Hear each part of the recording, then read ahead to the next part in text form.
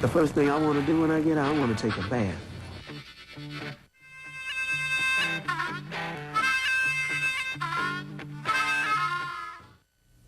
Hello, I'm Bill Curtis. Tonight, A&E is proud to bring you a very special edition of Investigative Reports. The Farm, Life Inside Angola Prison. To produce this film, we spent most of the past year inside Louisiana's notorious maximum security penitentiary, Angola. We follow the lives of 6 men who call Angola home. 6 men who will probably spend the rest of their lives there. It's a place where a life sentence always means just that. You spend the rest of your life behind bars. The Farm is a dramatic and intimate look at what goes on inside what many say is America's toughest prison. This documentary recently won the Grand Jury Prize at Robert Redford's prestigious Sundance Film Festival. It is the festival's highest honor. Here now is The Farm, Life Inside Angola Prison in its original and uncut form.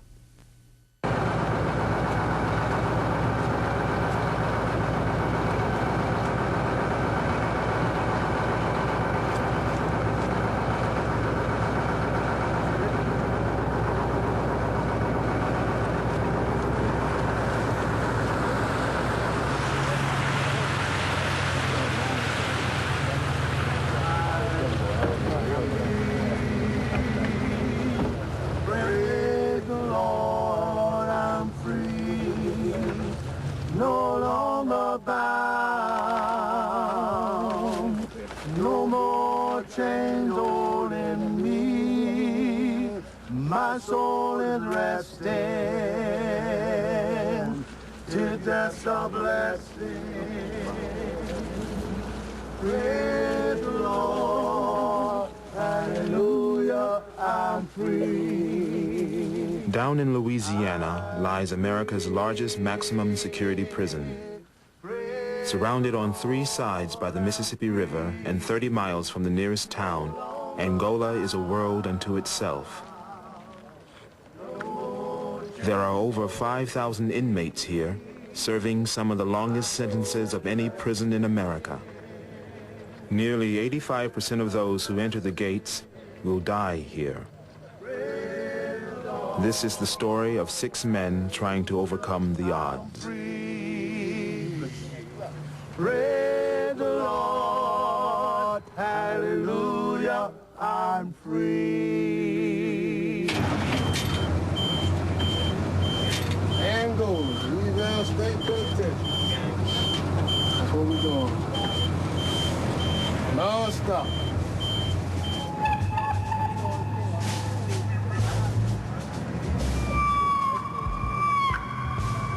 George Crawford was found guilty of first-degree murder and received a life sentence without the possibility of parole.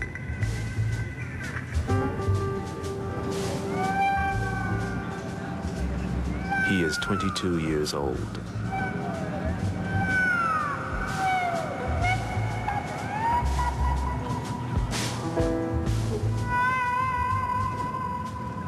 Louisiana is known to have the harshest sentencing in the country.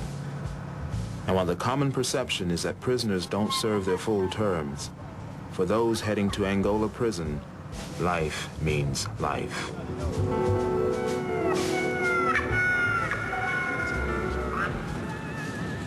Thompson, shoe size.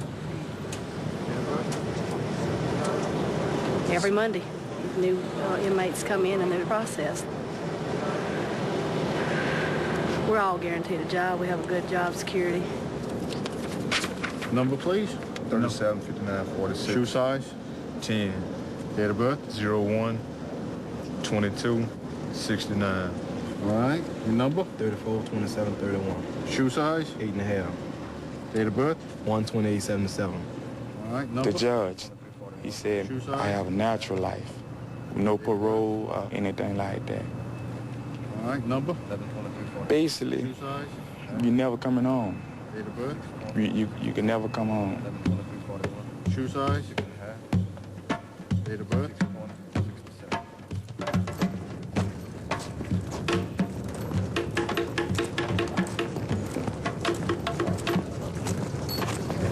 I ain't no perfect child. I done did dirt as I was coming out.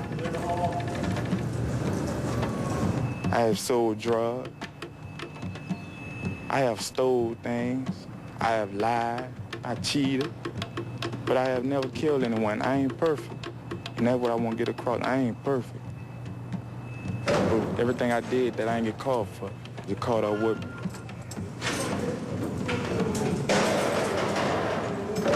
In 1997, almost 900 young men were sent to Angola. More than half of them had life sentences. 77% were African American. I'm from New Orleans. I grew up in the project. I dropped out of school in 8th grade.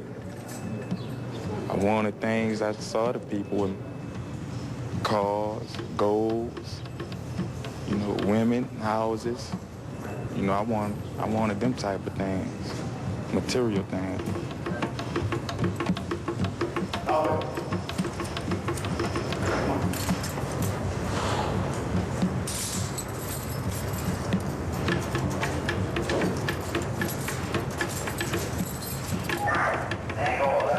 I heard a lot about Angola, as far as rape, killings, you know, how they treat you. You're gonna do what it takes to survive.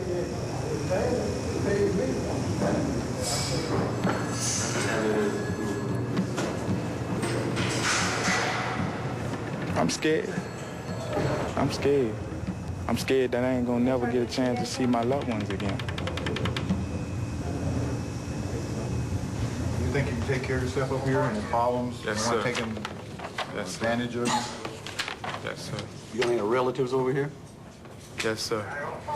What relationship? Cousins. Cousins. You want to go maximum? Even 3 rate. Camp D. Okay, that's a 2-man cell block. 2-man cell block. You will have a cellmate. You go out to work in daylight hours and sleep in the cell at night. Recreation on the weekend. All calls are 15-minute collect calls.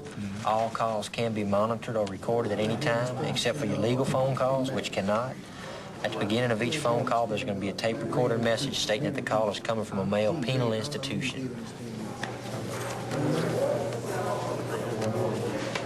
How many pairs of underwear you got? Count the ones I have on? No. Count nothing you got on. 4. 43 letters to tear in your bag.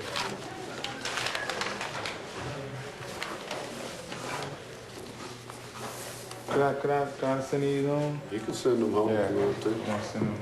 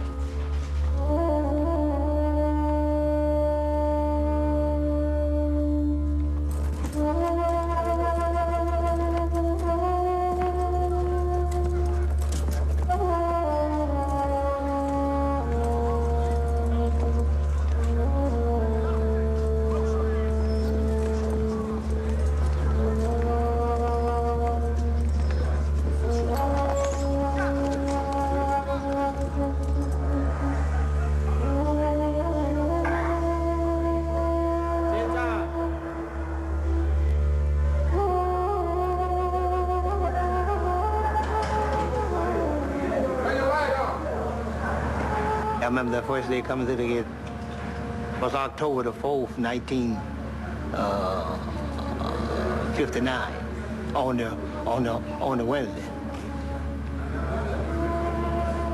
I must have been about 24 years old then. 24. My name is Eugene Tiny Hill, Jr. And I've been here in Louisiana State Penitentiary since 1959, going on my 38th year. Just something like I've been raised here. I'm sorry to say, but I've been raised here. Oh, look here, this is what you call belongings of an inmate. What's the thing that we're allowed to have, that the system condones. These is my Bible, books. This keep me from the existence of the tension that exists in here. See, there is tension around me. There's three things Angola would do for a man. Number one, he would bring you to the crossroad of a turning point. Number two, it would harden you, that you will come to be a hard criminal. And that's all you will desire to do, and you will become better on the inner part of your life. Number three, it will kill you. Serving time is just like a puzzle, a 2,000-piece puzzle. There it is. Throw it to you, and it scatters every which way. So now, put it back together. That's the way your life is. When you sentenced to a penal institution, your life is scattered.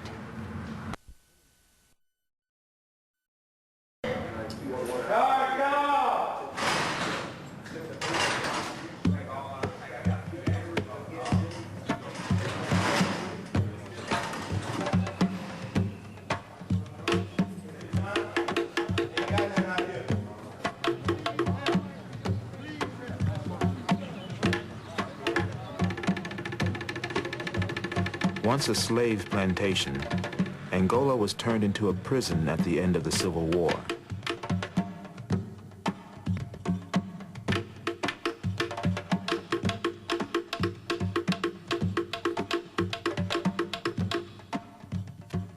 During its 100-year history, Angola has been known as the most dangerous and bloody prison in America.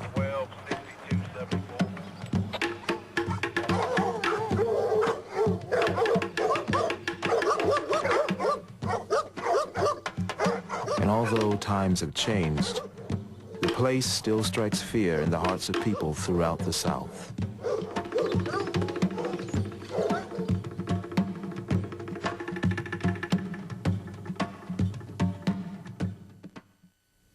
When investigative... And everything here is valuable to everybody that's here. All right, there's drugs. There's drugs everywhere. You know what one joint costs you here? 5 packs of cigarettes. So it would be strange. There was a time in the not-so-distant past when orientation at Angola consisted of a beating and the advice to purchase a weapon. Oh, you thinking about your backside. Nowadays, the prison offers a full-day orientation led by some of the old-timers. We got butters and all, but penitentiary changed people. How many of you all are serving life sentences in here now? How many of you all are serving over 20 years? Okay, so the majority of you all are long-termers. But one thing I want to explain, let me explain something a little bit about myself, and then you'll understand where I'm coming from. In January of 1972, while under the influence of LSD, I came through Shreveport, pulled off a robbery. It led to a shootout with police. 2 police were shot, I was shot, my fall partner was shot, but nobody died. 9 months later, I was sentenced to 75 years in prison. I've been here since then. It's over 25 years.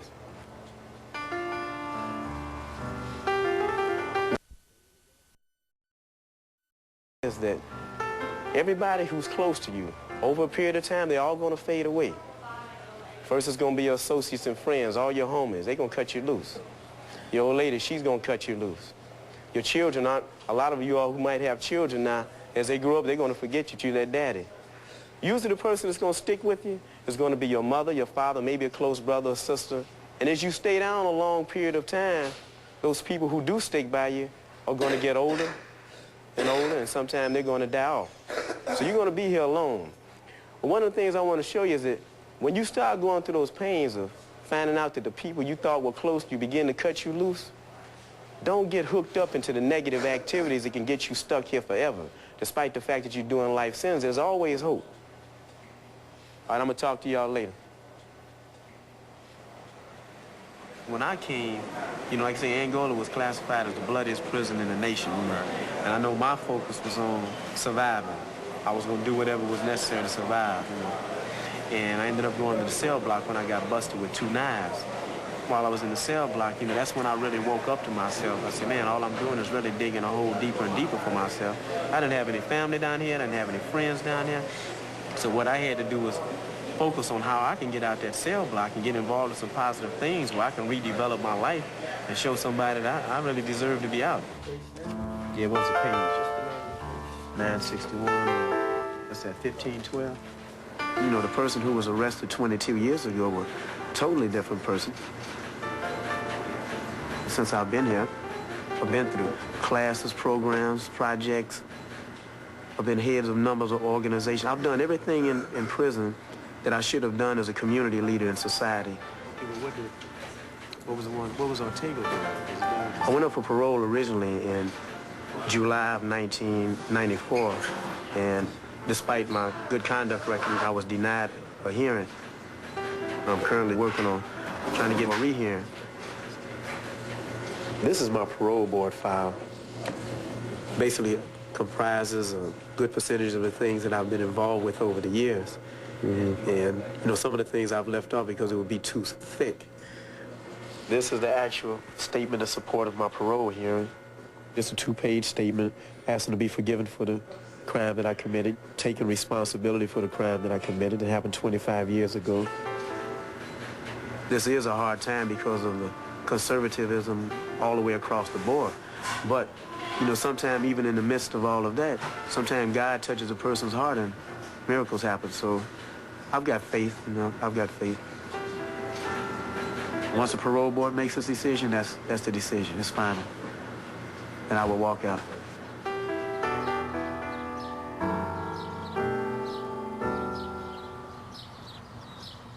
Didn't we have this talk the other day about what happens to lungs where the fluid just stays there and doesn't circulate? That you're going to get pneumonia, and if you get pneumonia, I'm going to beat you up. I know. I'll have to get up this afternoon. If you need our help, let me know. Okay. That's a good nurse. She's a head nurse. She's a good nurse. She's tough, too. Yeah, she's tough. This is not as terrible a place as you would think it is. I'm not saying that your life isn't thrown away. Say like you come here and you're never going to get out. But then you can still have a life inside. You can help other inmates. You can do different things. You don't have to just say, well, I'm dead because you're here. There's other things you can do. You can learn a trade. You can learn to be a lawyer. And help other people. That's not always self you have to look to. My name's Logan Terrio, and I'm in the Angola hospital because of cancer in the lung.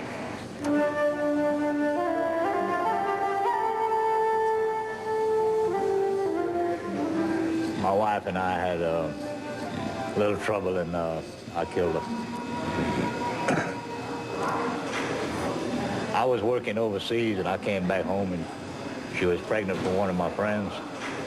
And then she hated the baby, and she'd mistreated and everything. And I told her, I said, I put the baby in my name and everything. And I told her, I said, if you mistreat that baby, I'm going to hurt you, you know? And the baby was 3 years old, and she was still mistreated. And I told her if she'd done it one more time, I'd kill her. And I did.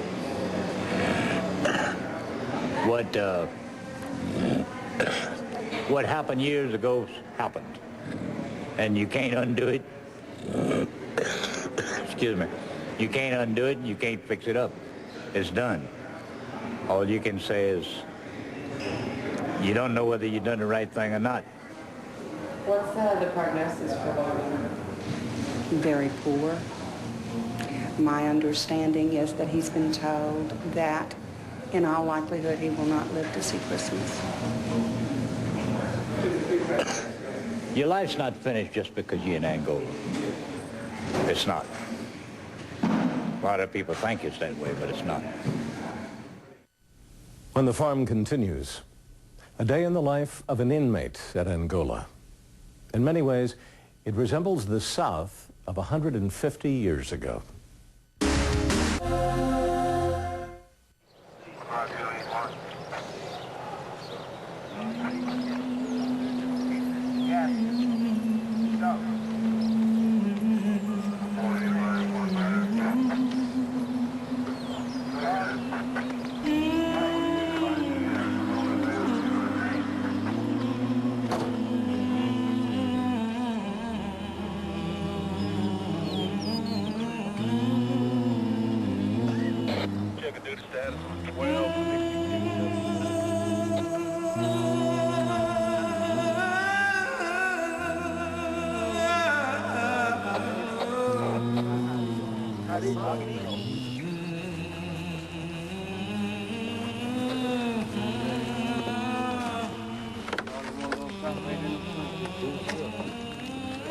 Inmates assigned to field duty, the lowest class of Angola's jobs, are awakened at 5 a.m. and sent to work on the farm.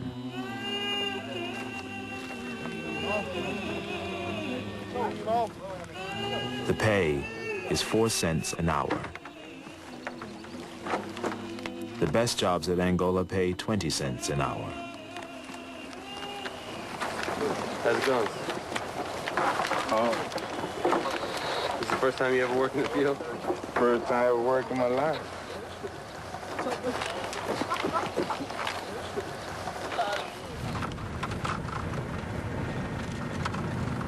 It's like a big plantation in days gone by. We hate to call it that in a way, but it kind of is because we have the, you know, it's inmates, prisoners.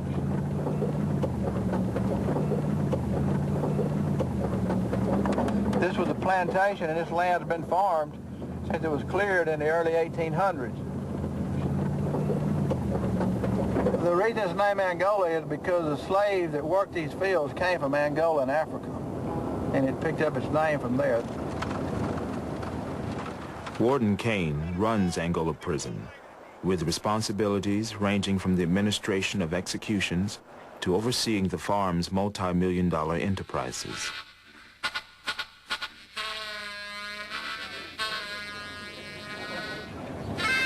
Everybody here works. In the field lines with hose and ditch bank blades, there's going to be about 12 to 1,400 a day with hose. There's going to be a vast number driving the tractors, operating all the equipment, unloading and loading trucks and trailers, and running the warehouses. Everybody has a job. Everybody in Angola works every day.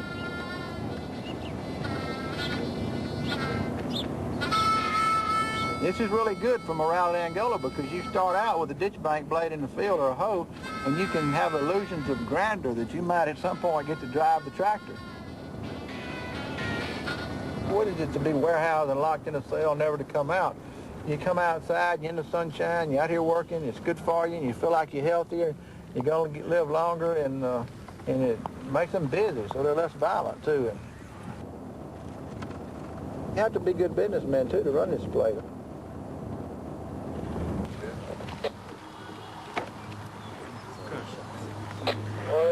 Go 46.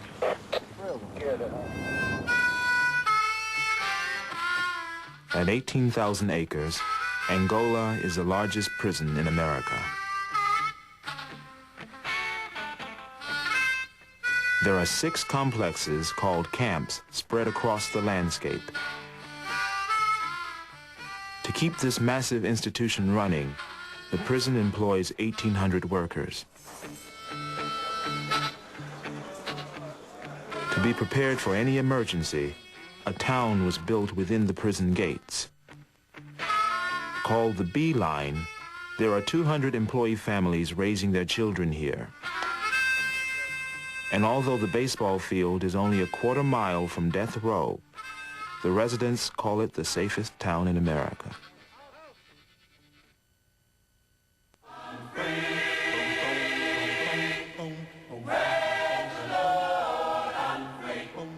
Good afternoon, this is KLSP 91.7 FM on your radio dial, and we broadcast daily from the Louisiana State Penitentiary at Angola. I'm Goldie, and I'll be here with you all the way through with beautiful and inspirational sounds of the gospel.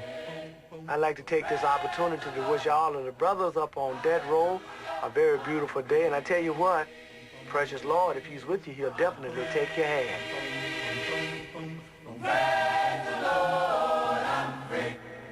I've been doing coke all that day, and I had run out, and I needed some more. And I was feeling kind of weird, like desperate. I knew I had to get some money to try to get out of town. And I seen this couple, and I approached them, and that's where the crime happened. I told the man, give me his money, and he started fighting with me. He wouldn't give it to me. And his wife was screaming. Did you have a gun or what you? I had a knife.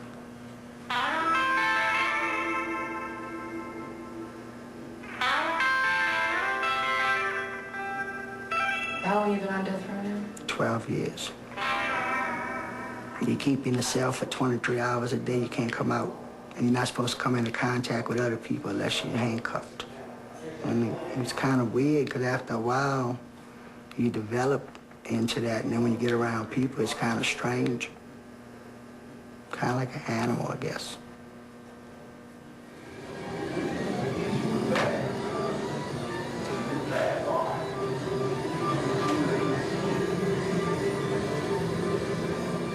I like to listen to music. I like to listen to radio or tapes and write or read. Got a TV in front of myself, but I don't like TV too much.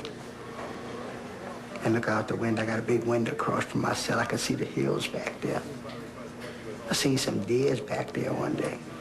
First time I seen some live deers wasn't in the zoo. Yeah, man, that's some queen. All right, you got it. I changed since I've been up here. When I was coming up, there wasn't nothing there that was really positive. I just didn't really care, but now I have more concern about myself and others. It feels good. It's more, worth more, in other words, if that makes sense, more worthy. Things have more meaning now. It's sweeter and sad too, because then you realize, well, now that you realize what it's about, you don't really have the opportunity to act upon it. So it's kind of mixed up in the middle. Next, the case of Vincent Simmons, who's serving a 100-year sentence for a crime he swears he didn't commit.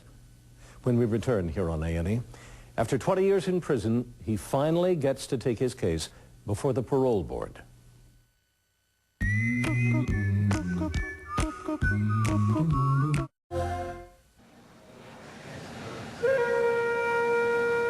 I didn't worry. For some reason, I felt that some way I would be able to prove my innocence.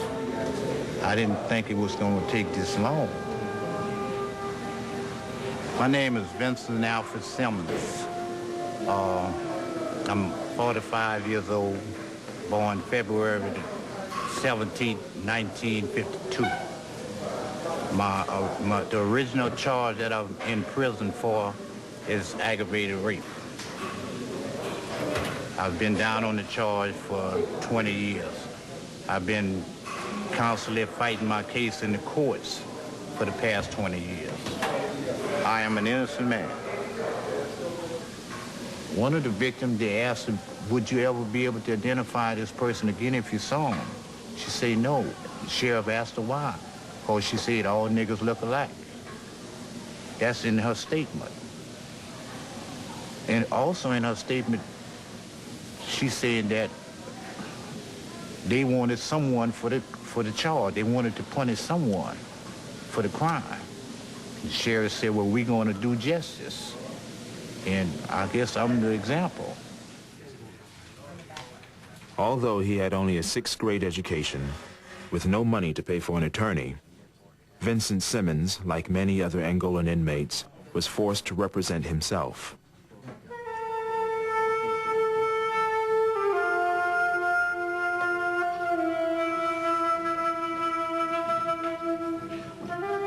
After petitioning 12 different courts over a 17-year period, Simmons was finally given the information the courts claimed they had lost back in 1977.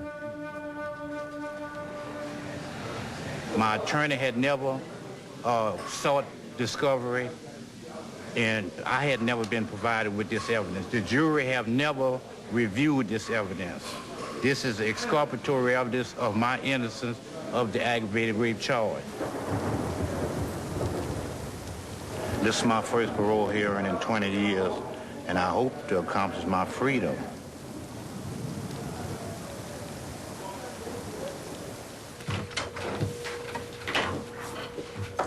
Are the victims here yet on Vincent Simmons? Yes. They all here. We take them. We take them.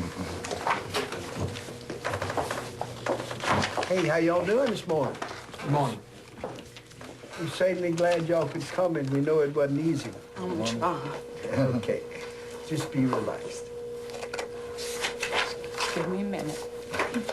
Take all the time you need. Just be calm. I guess all I want to say is in the past 20 years, the only comfort that we've had was to know that he could not hurt us or our family or someone else. And that's the only peace of mind that we have found and that we have. And we're just here to ask that you don't take that from us. Well, let me say this, because you're very nervous, and admittedly, I'd be too. I'm a victim rights advocate. I'm state president of Crime Fighters. I understand what you're saying, okay? I'm a retired police officer. His good time date is 2028, and by my calculations, he'll be around 74 when if he lives that long, you know. Anybody else want to say anything? I've lived in a lot of fear. I have a problem with black people. I can't pull up at a store and there be black men. I have a hard time. I'm scared of them. Not scared of me this morning, are you? No, I wouldn't, but I wouldn't be alone with you either. But Let's go both ways. there's just a lot of fear. How old were you when this happened? 14. It happened, yeah, 20 years ago. 20 years means nothing to me. That's yesterday to me. I got 2 grandbabies, both of them girls. One's 5 and one's 2. And I was just sitting here and thinking and looking at you all. I don't know what I would do if something like that would happen to my grandbabies. I just don't know. We feel sorrow. We feel your sorrow. This board is very sympathetic to you. Thank you. You can rest assured that this board's going to do its duty. Thank you. I don't have nothing to say to Mr. Simmons. Well, I don't have nothing to say to him, but I'd like to hear what he says. I'm going to hear what he says. I have no question to ask him.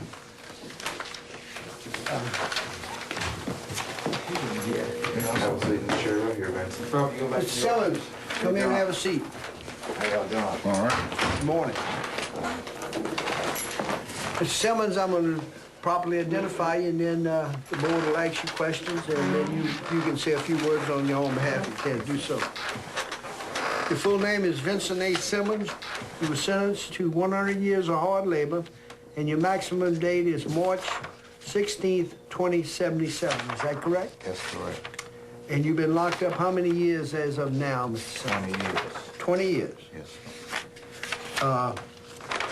Would you answer Mr. Magri's questions, please? Yes, sir. You committed these 2 rapes? No, sir. What'd you say? No, sir. Tell me what happened. Well, I had newly discovered evidence because I've been trying to get the evidence since I've been here to prove my innocence. You pled guilty? No, sir. Okay. They said that they wanted me to make a confession. And I told them that I wasn't going to make a confession because I was innocent. And they said one of the officers hit me. And when I tried to jump up, the other officer jumped up and he shot me in the police station. Your version is that they just shot you. Yes, And their version is you grabbed a pistol and you tried to kill them, and you kept pulling the trigger and it wouldn't go off, and another officer came in and shot you. I was handcuffed when I was brought in. I understand that, but you can still grab a pistol. Yeah. You know, you contended now you didn't grab a pistol. I didn't grab the pistol. I was never charged with that crime. They tried to justify shooting me. Of course, if the officer wanted to kill you when he wouldn't have shot you. He shot me right above the heart. Later on, I got out the hospital. They appointed me 2 attorneys, and they talked to me once, and then I went to trial. We didn't have none of this evidence. None of this evidence was presented before the jury because the DA had it in his files. And in these files, the doctor's report indicate that the girls were virgins because they were examined after I was arrested. You say, why? You have those reports where the doctor said that they was virgins? I'd like to see them.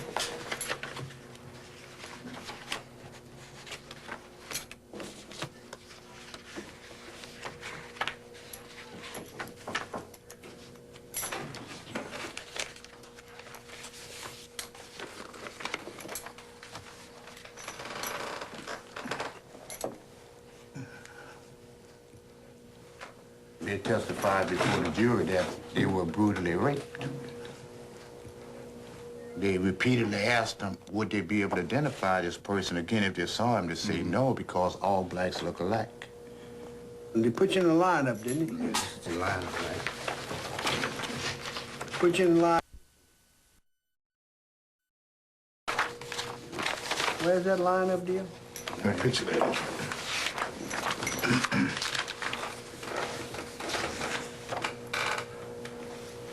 1, 2, 3, 4, 5. You were the only one handcuffed in the lineup? I'm the only one. That's the other half. They just didn't have the wide angle. Yeah, but... No one anchor.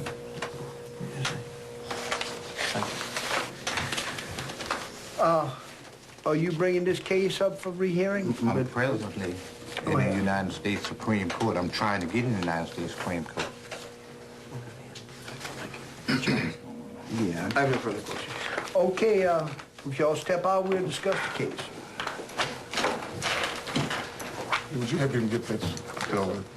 Yeah, take that. Take that.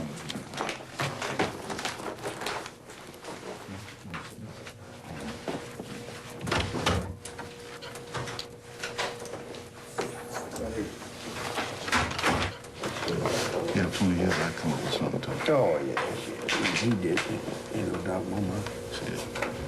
Don't write too much now. We can get this thing over with. You can write a book on it after we get to the office.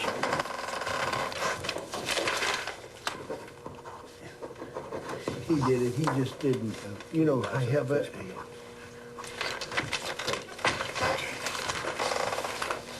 Of course he did. Of course. Just here we Okay, bring Mr. Simmons back in. Just Mr. Simmons. Mr. Simmons, after listening to testimony and going over the reports, the board has voted this time to deny your request for parole. And certainly you have a right to pursue your case through the United States Supreme Court, and I certainly would do that. You know, that's your legal right.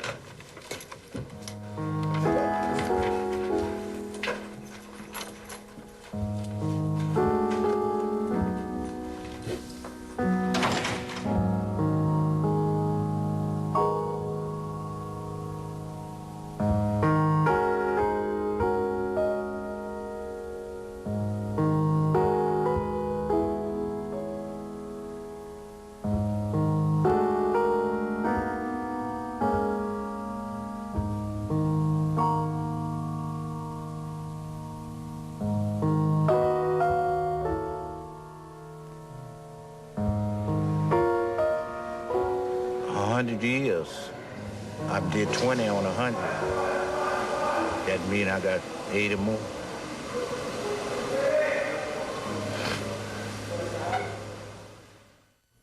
Unlike Vincent Simmons, George Crawford has only been in Angola a few weeks. When Investigative Reports returns, an emotional visit with his mother, and the full realization that in Angola, he's all alone.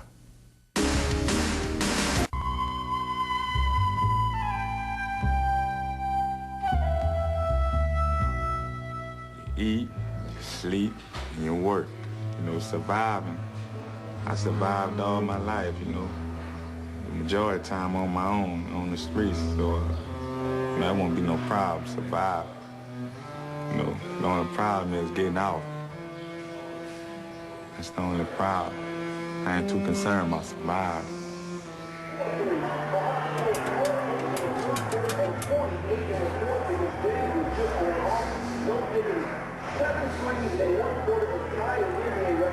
Come on. I'm all right. You know, I'm just trying to make it right now.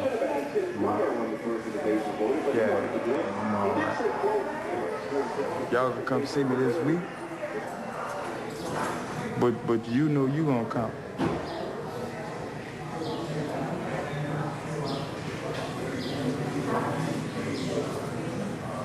How you get to Angola?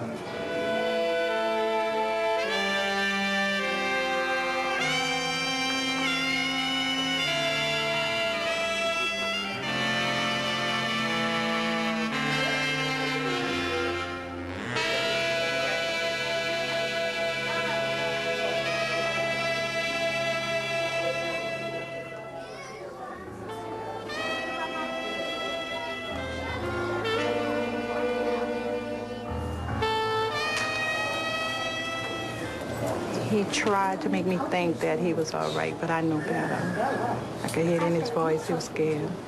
He says he's not, but he is, because I feel like reality done set in now, you know. And you know, this is not no dream, or this is nothing made up. This is for real.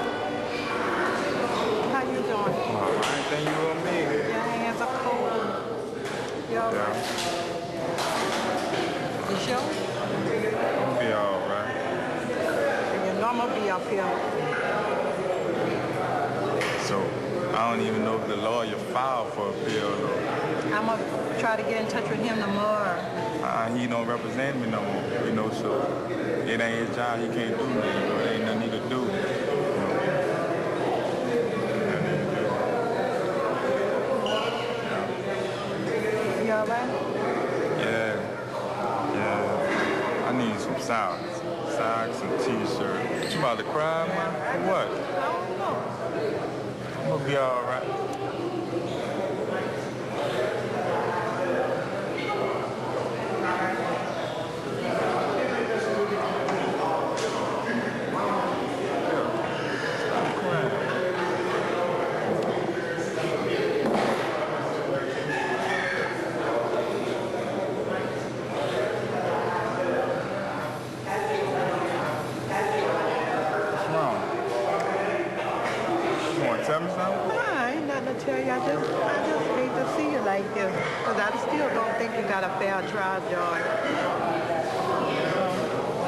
What he's accused of, nobody, I'll go to my grave saying if nobody could make me think my baby did this, and he got a bum deal in court. He really did. It's bad when you don't have no money. If you have money, a lot of people say money don't mean nothing, but that's not true, because if you have money, money works out a whole lot of stuff. And we just didn't have it.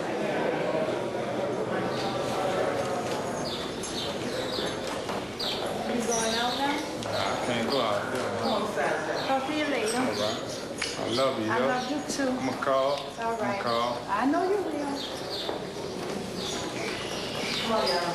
Say, Sarge, where I can walk out there with her? I ain't think so. Yeah.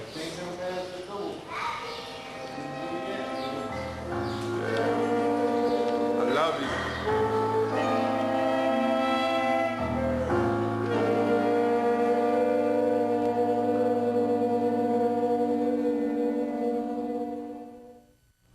The average inmate in Angola never receives a visitor after 3 years. Friends and family disappear, and other inmates become a new, very different family. We'll have more on that during the next hour of The Farm. Life inside Angola prison here on A&E, when Investigative Reports continues. Toughest prisons in the country, Angola. Most of the prisoners here will never see another day of freedom. We continue to follow the lives of 6 men who call Angola home. A new prisoner in his first weeks here, an old-timer marking his 38th year, a model prisoner who hopes to find freedom, and a 35-year-old killer awaiting execution.